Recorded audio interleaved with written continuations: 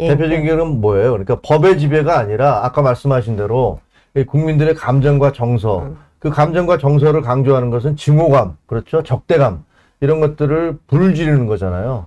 그래서 네. 예. 그러니까 일단 전체주의라고 하는 것은 적을 만들고 적을 음모와 날조를 통해서 상정해서 적을 만들어 놓고 이 적에 대한 증오심, 적개심들을 대중 스스로가 그 적개심의 정치, 증오의 정치에 열광적으로 뛰어들 수 있도록 하는 어떤 대중 조작술, 선동술들을 개발해서 그걸 정권의 자산으로 삼는다. 나오더니 이 유시민 씨는 스스로를 어용지식인이 되겠다라고 이제 선언을 한 분인데, 근데 보면 이제 권 변호사는 이 유시민 씨에 대해서 책에서 대중 선동술의 모범 사례다 이렇게 얘기를 하고 있어요. 그 조국 사태가 터지면서 유시민을 불러냈습니다. 유시민이 그동안에 뭐 나 좀 이따 물고 있을게요 뭐 이러다가 나오더니 이 유시민 씨는 스스로를 어용지식인이 되겠다라고 이제 선언을 한 분인데, 근데 보면 이제 권 변호사는 이 유시민 씨에 대해서 책에서 대중 선동술의 모범 사례다 이렇게 얘기를 하고 있어요. 네네. 왜 그런 겁니까? 유시민 씨는 이성적인 논증이 필요한 영역에서 감정과 정서를 영역으로 이렇게 바꾸는데 굉장히 특별한 재능이 있으신 분인 것 같아요. 근데 그 책에 따르면 파시스트들이 주로 그러는 거 아니에요? 그렇죠. 예. 그렇죠. 그러니까 논증적인 부분을 감정적인 부분으로 바꾸는 거. 이번에도 그 2019년 8월 27일 날 그 압수수색이 대대적으로 있었고 8월 29일 날 그 유시민 씨가 좀 잠잠하게 지내셨다가 그 김어준의 뉴스공장에 나오셔서 저렇게 그 시나리오를 쓴다. 그리고 그거는 조국의 그 잘난 영웅들에 대한 질투, 깎아내리면서 쾌락을 느끼는 거, 그 영웅이 망가지는 거에 대한 쾌락들의 심리가 작용하고 있다. 아, 그러니까 조국은 잘생기고 공부도 잘했고 네네. 집안도 좋고 강남 좌파고 뭐 이런 어떤 모두가 부러워하는 그런 영웅인데, 이 사악한 대중들이 그 영웅을 무너뜨리면서 쾌감을 느끼기 위해서 멀쩡한 사람에게 죄를 뒤집어 씌워서 지금 우리가 무너뜨리고 있다라는 게 유시민의 주장이었다는 거죠. 언론이 그런다. 언론이 그런다. 네, 언론이 그런다. 그리고 그렇게 해서 그 자연적인 생명을 잃은 사람들이 많이 있잖아요. 라고 얘기를 해요. 그러니까 노무현 트라우마를 소환시킨 거죠. 그러니까 노무현을 소환해서 조국과 노무현을 등치시킨 거죠. 그런 식의 뭔가 대중의 정서를 자극해서 실제로 조국이 그 무죄인지 유죄인지는 법리와 이성과 사실관계의 판단 영역이잖아요. 그런데 이렇게 만들어서 노무현을 잃었듯이 조국을 잃을 수 없다. 다시는 그렇죠. 검찰과 언론한테 이렇게 그 사람들을 자극하게 된 거죠. 이게 근데 이게 유시민 씨뿐만이 아니라 사실은 김어준, 주진우 이분들이 이 조국 사태 때 했던 걸 보면 그냥 거짓말 퍼레이드예요. 예를 들면 이 김어준 씨 같은 경우는 제보자 지모 씨라는 사람들을 불러서 이게 나중에 채널A 사건에 등장하는 사람인데 이 펀드에 전혀 문제가 없다고 주장을 하고, 또 최성해 총장이 조카를 불러다가 그 허위 진술을 비슷한 것들을 했다가 나중에 재판정에서 문제가 되기도 했고. 네, 본인이 그 매점인지 카페인지 그 카페에 계약했던 그 기간은 그 조민이 그 프로그램에 참여한 시기가 아니라 1년 후였어요. 네, 그러니까요. 그러니까 그런데 자기가 봤다고 얘기를 하고 있고. 거기다 앞구는 이제 조민이 직접 김어준 프로에 나와서 온갖 저는 아무런 잘못이 없고 모든 걸 다 했어요라고 얘기했지만 법원은 15개 항목에 대해서, 그렇죠. 정경심 교수 15개 항목에 대해서 다 유죄라고 얘기를 했고, 주진우 씨 같은 경우는 2019년 10월 15일 날 김어준 프로그램에 나와서 뭐라고 그랬냐면요. 우리 정경심 교수가 뇌경색에 걸려서 지금 큰일 났다라고 이런 식의 되도 않는 거짓말을 했는데, 거기에 대해서 이런 부분들에 대해서 유시민과 김어준과 주진우가 그동안 국민들에게 독약처럼 쏟아부었던 그 수많은 거짓말들에 대해서 다 한마디 사과가 없습니다. 그 주진우 씨가 그런 뇌종양 뇌경색 얘기를 할 때 그 4일 전에 조국 씨하고 같이 관용차 타고 미술관에 가서 그렇죠.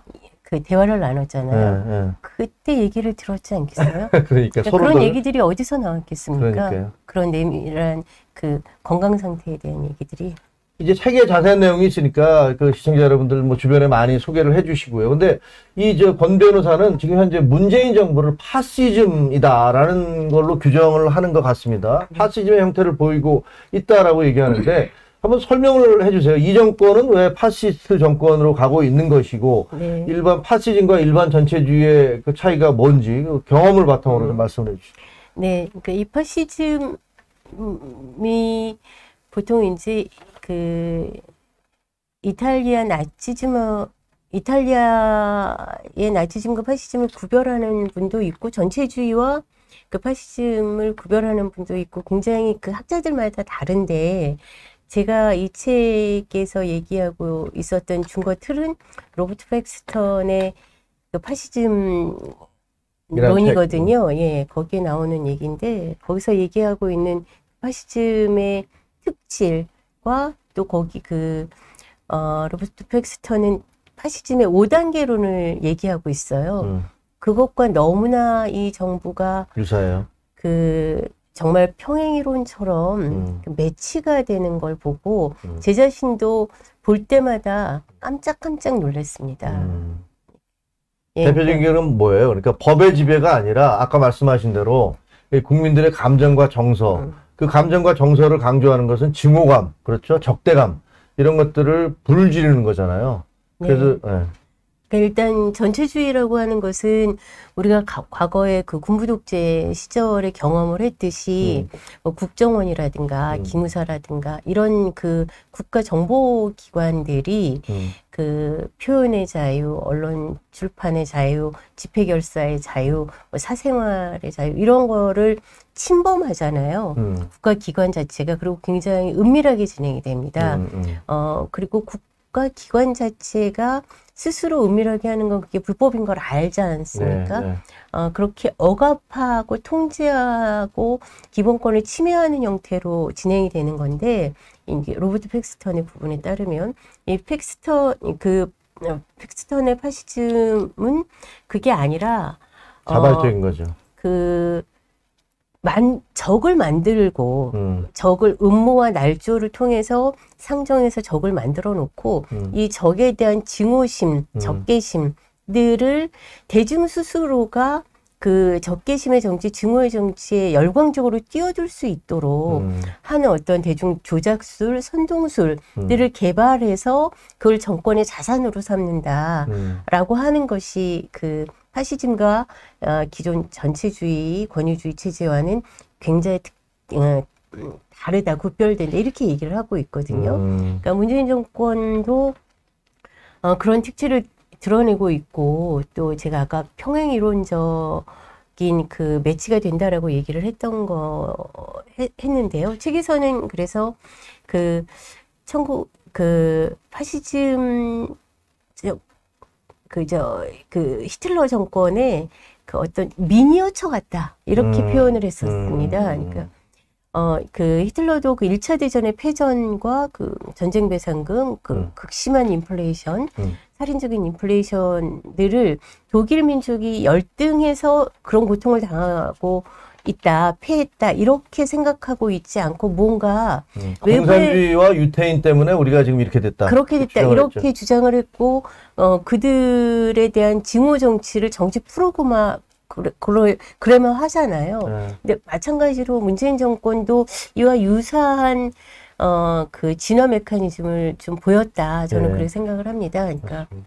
그러니까 이게 쉽게 얘기하면 그 전체주의라는 것은 그 권력에 의한 그 군인이라든가 경찰이라든가 이런 억압적 그 구조에 의해서 강제하는, 대놓고 강제하는. 근데 그걸 이제 잘 드러나지는 않게 뒤에서 이렇게 강제하는 건데, 파시즘이라는 것은 사람들, 국민들 스스로 자발적으로 분노와 증오감에 차서 누구를 잡자, 뭐 누구를 사랑해요, 뭐 누구를 수호하자, 뭐 외구, 토착외구 몰아내자, 이런 식으로 그런 국민들을 동원하는 이데올로기다. 그러니까 이것은 어떻게 보면 그 정서적인 것이라서, 감성과 정서라서 이데올로기가 아니기 때문에 무엇과도 결합할 수 있다. 우파와도 결합할 수 있고 좌파와도 결합할 수 있고 뭐 정치학에는 그렇게 돼 있더라고요. 파시즘이라는 것들은 그래서 더 무서운 거다.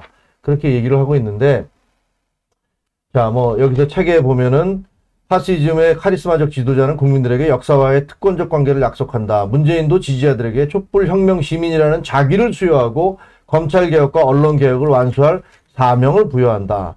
그리고 그 쉽게 얘기하면 강성 지지자들은 히틀러의 돌격대처럼 행동한다.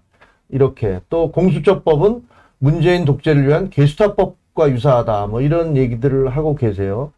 자, 그래서 권경애 변호사의 결론 부분. 이게 마지막 부분인데, 마지막에 나오는 그 문장인데, 저는 이 부분이 상당히 좀 가슴에 와닿더라고요. 2019년 겨울, 나는 이 정권을 포기했다. 힘든 건 변절자라는 돌팔 매질이 아니었다. 살아온 삶의 모든 정당성과 기반이 부정당하고 허물어지는 기분이었지만, 내가 할 수 있는 일은 없었다. 이렇게 얘기를 하고 계세요. 그러니까, 그 대학 다닐 때, 어떤 힘들고, 가난한 사람들, 노동자, 서민, 농민, 이런 사람들을 위해서 살아야겠다고, 뭐, 현장에도 가시고, 노동운동도 하고, 그 다음에 변호사가 돼서도 여러 가지 그런 한미 FTA 반대도 하셨었잖아요. 뭐, 지금 어떻게 생각하시는지 모르겠지만, 여러 가지 참여연대나 민변에서 활동을 하셨지만, 결국은 조국 사태를 그런 계기로 해서 자기가 살아왔던 모든 삶이 이렇게 부정당하고, 이게 뭔가 잘못 살아왔다는 것 같은 그런 느낌을 갖게 됐다는 거 아니에요? 그렇지만 지금 운동권이 이렇게 운동권 중에서도 정권에 참여한 현 정권에 참여한 운동권이 변질돼 있지만 지금도 과거에 운동을 했던 사람들이 사람들이 잘 살고 있는 사람도 있고요. 네. 젊었을 때 가치를 개인적으로 지키면서 사는 사람들도 많이 있고. 또 그 세대가 독재를 타도시키고 체류탄이 없어졌잖아요. 그렇죠. 예, 고문도 없어졌고. 80년대 공을 세웠죠. 네, 그렇게 이 사회에 기여한 바 자체를 전부 다 부인해서는 안 된다고 생각을 합니다. 네. 그리고 저도 만약에 돌아간다면 또 그때도 똑같이 그런 선택을 하지 않았을까. 그리고 지금도 나중에 또 돌아보면 지금 자체는 좀 여러 가지로 이 책 나오기 전에 굉장히 불안했거든요. 네. 이런 얘기 한다는 것 자체가. 근데 또 후회하지 않을 거예요. 그러니까 틀리거나 부족하거나 해도 제가 옳다고 하는 것들과 거슬러서 살지는 않았다는 어떤 나름대로의 그래서 오히려 어떤 일이 닥치더라도 좀 편안하게 그냥 가게 되는 것 같고. 자, 우리 이제 권경애 변호사로부터 무법의 시간, 본인이 경험했던 조국의 시간, 위선의 시간, 무법의 시간, 이렇게 패러디로 갈 수 있을 것 같은데, 본인 삶 자체, 저도 그렇게 생각해요. 사람이라는 것은 자기 스스로 양심적으로 자기가 옳다고 생각하는 대로 가면 되는 거고, 그리고 모두가 다 똑같을 필요 전혀 없는 거고, 서로 다양한 생각을 가진 사람들이 최소한의 합리성을 가지고 서로 토론을 해나가다면 우리 사회는 더 나은 사회가 될 것이라고 생각을 합니다. 문제는 그게 아니라 사람들의 이성이 아니라 감정에 불을 붙여서 그래서 자신들의 정치적 이득을 얻는 자들, 그런 자들이 권력을 잡을 경우에 나라는 정말 한 번도 경험해보지 못한 나라가 되고, 저도 책을 썼습니다만 2번 다시 경험하고 싶지 않은 나라가 되고, 그런 세상에서는 이렇게 무법의 시간이 온다라는 말씀을 드리고 싶습니다.